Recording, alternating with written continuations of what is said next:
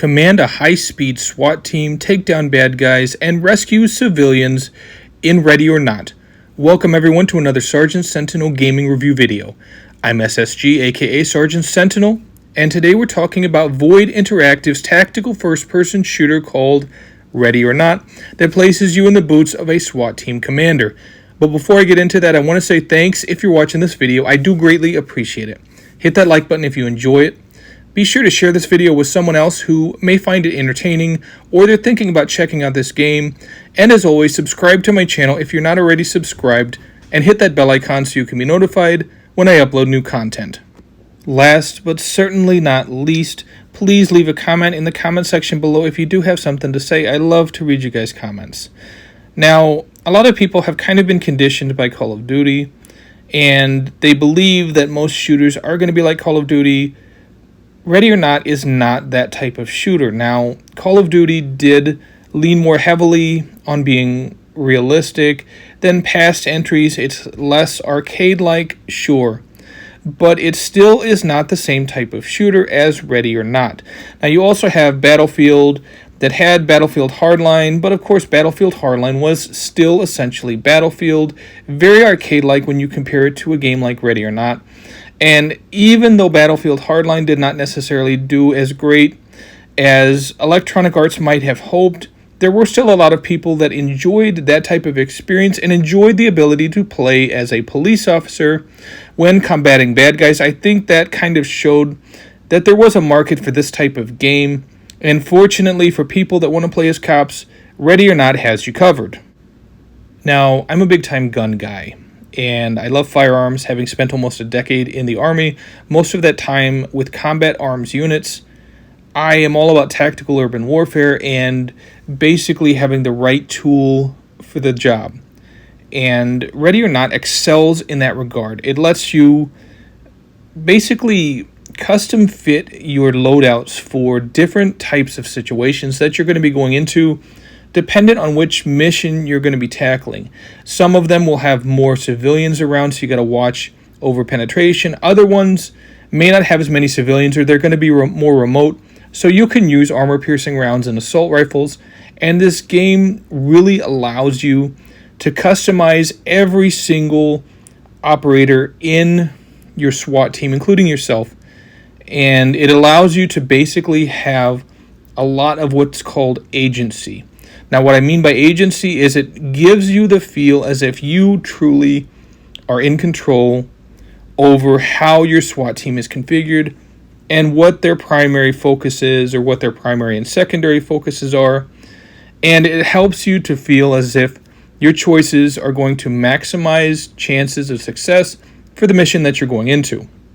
However, it goes without saying that where the rubber meets the road in this game is actually going to these sites and accomplishing your mission. That's taking down bad guys or getting them to surrender, finding evidence of the crimes at these sites, and rescuing civilians by any means necessary. Now, because you are a cop and you're not a soldier, there's a different ROE, meaning rules of engagement, and there's a such thing called escalation of force, meaning if the bad guys are surrendering or they're trying to fight you maybe, but they don't have weapons on them, you can't necessarily use lethal force. Now, your SWAT team members, of course, will use whatever weapons they have at their disposal. And like I said previously, you can decide which weapons they're going to have. You can also customize their attachments, which means white light, or if you're trying to go in an area where it's going to be more dark, you want to have IR types of attachments on your weapons. But your SWAT team can only work with what you give them as the SWAT Team Commander, and that's something you really have to take into consideration with these different missions that you're tackling. I spent almost 10 years in the Army, and during that time I was both a team leader and later on a squad leader, and so I'm used to taking point is what they call it, basically where you're the first man in the door. But this game doesn't require you to do that. Now, you're the SWAT team commander, so you're kind of responsible for managing the entire team, and you can take point if you want to, which is what I did with a lot of the missions. But again, like I said, you don't have to, because your team members are extremely proficient at their jobs. That means if there's bad guys in here with guns, you send your teams in to clear the rooms, and they can do it with lethal efficiency. However, if you give them poor equipment going in, it's going to maximize the chances of them getting hurt or killed. So, in order to cover your bases, you want to fit at least a couple of your guys with the bulletproof shields so that they can go into a room and clear it, and essentially it protects them from a lot of incoming gunfire. If you want, you can have one team specifically for breaching with like the battering ram or a breaching shotgun, and the other team meant for actually going in and clearing the room with these bulletproof shields. And as the SWAT team commander, you manage all of this. And like I said, you have a lot of agency in this regard, because you can say, you know what, this one guy is going to be the breach guy, so he's going to have the breaching shotgun, or he's going to have the battering ram. That's his piece of special equipment. He'll also have a beanbag shotgun, and he'll have a pistol to defend himself. So if we have to take bad guys alive, he's the guy that is going to do that. Then you can say, okay, the second guy, he's going to be the guy with nothing but armor-piercing rounds.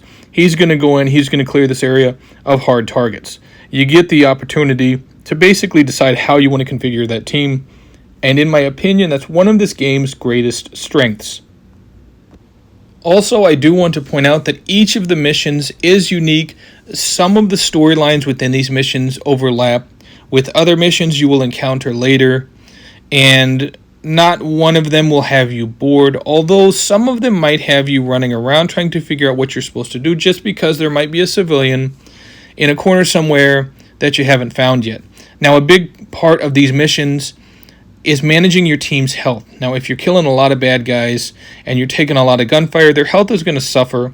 Each of these guys does have a specialty, so if you want your team to have that specialty, you're going to need to find other officers that have that specialty that you can swap out with an officer that gets too stressed. Some of them, if they get too stressed though, and there's not therapy slots for them to de-stress and work through their anxiety and PTSD, they'll just quit the force. So again, as the SWAT team commander, you have to effectively manage this. And sometimes if you go into a mission and you're using nothing but non-lethal equipment to take down bad guys peacefully without killing them, it will preserve your team's mental health, and it will help to keep them from being forced out of the rotation into therapy for like 2 or 3 turns. I don't remember which one it is. It's 2 or 3. And when that happens, basically they're benched and they're not going to contribute to your mission. So you want to keep their mental health managed as well as you can, but some missions going in with non-lethals is just not going to happen. So again, as the SWAT team commander, you really have to effectively manage that, and you got to walk that fine line between managing their health versus having enough lethality in your lineup to make sure that you can accomplish your mission and bring everyone home safe and alive. One key component that I was not aware of, I actually had to look this up online, is that you have a radial command wheel that pops up when you're trying to give your team instructions versus a list. For consoles, the radial command wheel is broken. It doesn't work right. Only the list works right. So when I was going through some of these levels, I had to use the command list to give my team commands so that they could clear this room, breach it, clear it, use flashbangs or whatever. Because like I said, on console, for some reason, the radial wheel doesn't work. I'm sure they'll patch it in a future update, but I just wanted to let you know in this video that was a significant issue. But as far as the SWAT team guys go, I found them, and again, all these clips I'm using are for me playing single player. I don't have any clips from me using the team, but I wanted to show you kind of how you have to clear these and how lethal the bad guys can truly be. So that's why I left some of these clips out. As far as the bad guys go, though, they can be taken out by your SWAT team members pretty easily unless they take hostages. The only weakness I found with the SWAT team that you use is if you're using AI, when it comes to rescuing hostages, they always fail.